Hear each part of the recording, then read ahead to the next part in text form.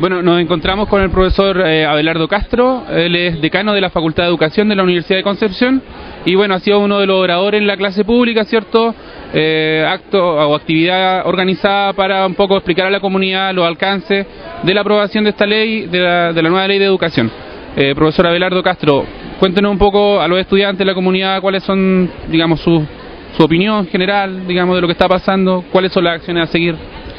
Bueno, yo creo que esto se enmarca en el contexto de declaración de los decanos de educación, también de personeros públicos que han estado en la construcción de las políticas de gobierno en educación, como Cristian Cox, Juan Eduardo García Huidobro, que condenan y llaman no solamente a la presidenta, a la ministra, sino a los parlamentarios a no aprobar esta ley. Y fundamentalmente no aprobar el artículo 46G que permite que profesionales de otras áreas ingresen a las aulas a trabajar con los niños sin tener las competencias para ello. Yo creo que esto es muy grave, atenta contra la profesión docente, pero atenta además contra la tradición republicana de este país que fue construyendo la capacidad de formación de profesores desde los inicios de la República. Profesor, con respecto a lo que usted dice, las competencias, podríamos decir entonces que distintos profesionales no tendrían las competencias para dirigir una reunión de apoderados, para enfrentarse al bullying, para enfrentarse a un montón de, digamos, problemáticas que, digamos, los profesores debemos enfrentar. Toda la profesión tiene un núcleo que es central y que es fundamental para el ejercicio de esa profesión. Así el médico tiene que estudiar anatomía, tiene que estudiar fisiología, y que es lo que ocupa lo central para su capacidad de diagnóstico, para poder establecer medidas que restablezcan la salud de una persona. Eso central constituye no menos que el 80% de la formación de un profesional.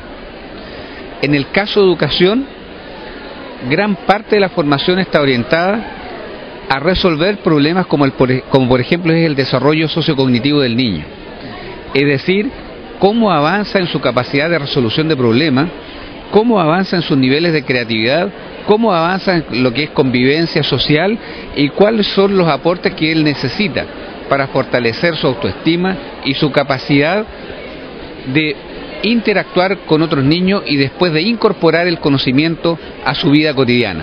Son elementos muy centrales asociados al quehacer educativo, a lo que comúnmente se llama el saber pedagógico. Y esto es vital para el desarrollo de su mente. Y eso es lo que no tiene otro profesional. Y entonces, ¿cómo va a poder desarrollar algo tan central en el ser humano cuando no tiene las competencias para eso? Profesor, ¿en qué pie queda la evaluación docente a raíz de esto mismo, de que cualquiera pueda entrar en un aula? No, pierde sentido todo aquello que los decanos hemos ido construyendo con el Ministerio de Educación: acreditación obligatoria, perfeccionamiento docente, construcción de un programa de fortalecimiento de la formación docente en el país, desarrollo de instrumentos para medir la calidad de la educación, evaluación docente. Es decir, pierde todo esto que ha venido construyendo el país sentido por un artículo que permite que otros profesionales ejerzan la profesión docente sin tener la competencia para ello. Es decir, no tiene sentido estudiar pedagogía. Un estudiante de historia me decía lo siguiente: profe, yo dejo de estudiar pedagogía porque da igual, voy a ser licenciado en historia y voy a poder hacer clase en historia igual. Y lo que es peor, que hoy día, si uno mira los puntajes de ingreso a las carreras de pedagogía, están siendo mucho más altas que varias ingenierías, que ingeniería forestal, ingeniería comercial, ingeniería civil en algunos casos del plan común. Matemática está superior a eso, y resulta que vamos a tener en la sala de clase personas que jamás pensaron ser profesores, personas que jamás pudieron haber entrado a la carrera de pedagogía en donde van a hacer clase, y eso lo vamos a tener en el sistema educacional. ¿Cómo lo vamos a sacar de ahí después? Profesor, desde su cargo, desde la Facultad de Educación, desde la Universidad de Concepción, ¿cuáles van a ser los pasos a seguir? ¿Cuál va a ser su postura, digamos? Nosotros vamos a seguir planteando esto, no solamente en los foros nacionales, sino que también en los foros internacionales. Hay que recordar que Chile quiere ser parte de la OECD y este es un tema que va a tener que explicar. Profesor, la última, ¿en qué pie está la Facultad de Educación, digamos, en cuanto a calidad? Esta es una de las facultades que se ha constituido un punto de referente para otras facultades. Fuimos los primeros en señalarle al ministro de Educación, Sergio Vitar, que era importante la construcción de nuevas carreras de pedagogía en educación básica, y fuimos nosotros los pioneros en iniciar los cambios, que esta educación básica que estaba asociada a la LOCE no servía para la educación del país, y fuimos los primeros que entramos a realizar los cambios. Por donde nos midan y cómo nos midan, vamos a seguir siendo un punto de referente, y eso yo lo quiero decir también en relación a todas las pruebas que se puedan aplicar o que se han aplicado. Pero esta misma responsabilidad, el ser referente, nos hace pensar que es nuestro deber señalar lo que está mal, independiente que nosotros estemos bien. Profesor, ¿y está usted de acuerdo con las propuestas de que los estudiantes de primer año ya empiecen a hacer práctica, como se dice, que no estamos haciendo prácticas temprano? La idea es que el estudiante de pedagogía, desde que ingresa a la Facultad de Educación, tenga una aproximación al sistema educacional.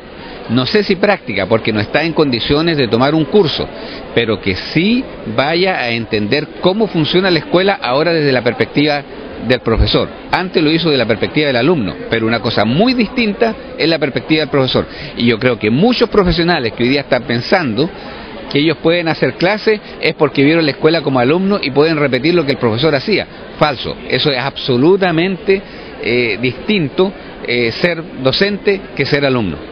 Profesor, entonces, ¿está de acuerdo con esa postura de que los estudiantes de primero podrían eventualmente realizar algún trabajo en los liceos más vulnerables, por ejemplo? Cierto, ellos pueden ir y mirar cómo funciona el colegio y participar colaborativamente en el mejoramiento de la calidad del establecimiento educacional, hacer un trabajo de motivación con los padres, es decir, muchas tareas a las cuales ellos se pueden incorporar. Eso es así, pero eso también significa que tengamos un sistema educacional en donde esto pueda ocurrir de manera tranquila.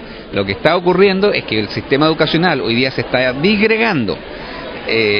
Cada establecimiento educacional está siendo administrado por sí, sin que haya una instancia que coordine los establecimientos educacionales, y esto significa que hace más difícil esta tarea. Profesor, algo local y para finalizar, ¿cuáles son los pasos que va a seguir la facultad para solucionar el problema de los estudiantes en práctica que están siendo rechazados en el Liceo Enrique Molina y en el Liceo Fiscal de Niña? Yo entiendo que el Liceo Enrique Molina está pidiendo recursos y pago para que nuestros alumnos ingresen allí. En lo que nosotros tenemos como política es ir a los colegios que sencillamente abren las puertas a nuestros alumnos sin pedir retribución más que aquella que le es dada por nuestros estudiantes, que hacen un aporte efectivo al trabajo del profesor al ayudarlo en sus distintas tareas que allí tiene.